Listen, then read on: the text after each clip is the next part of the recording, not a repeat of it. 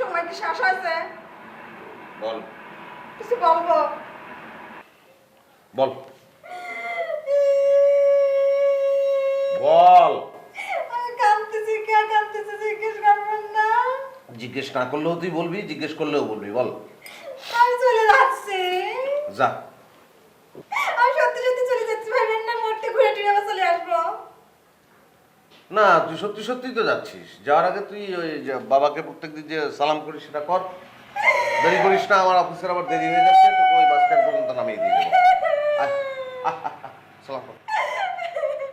আমার এই বাসাতে নাই, ও বাসাতে নাই। আমি কোনোদিন গিয়েছি ওর সাথে, আমার সেদিনও খাইছে। তুই চলে আয় মা, না তো 3000 টাকা দেবো। আচ্ছা, 3000 টাকা দিলে তুই দারোয়ানের সঙ্গে চলে যা। যা, আমি সালাম কর। গিয়েছি কোনোদিন গিয়েছি। এই যে ভাবি যে আমার হেনা গুতো দেয়, হানা গুতো দেয়, কাম্বা তো এই বাড়ি। যে ব্যবহার আমার সাথে করে।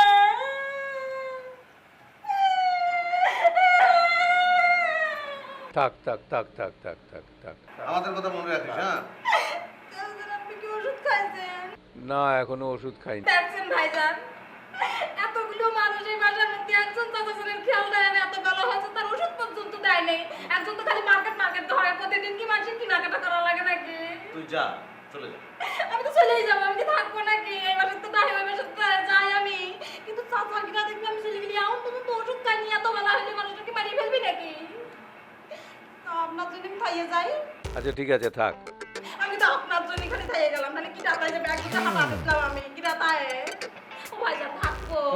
থাক। এই যে আপনি করলেন আর চাচা করলো, এর লেগে কিন্তু থাকলাম, আমি নাই থাকতাম না, কি রাতায় এই বাসায়? ভাবির যে ব্যবহার। হ্যাঁ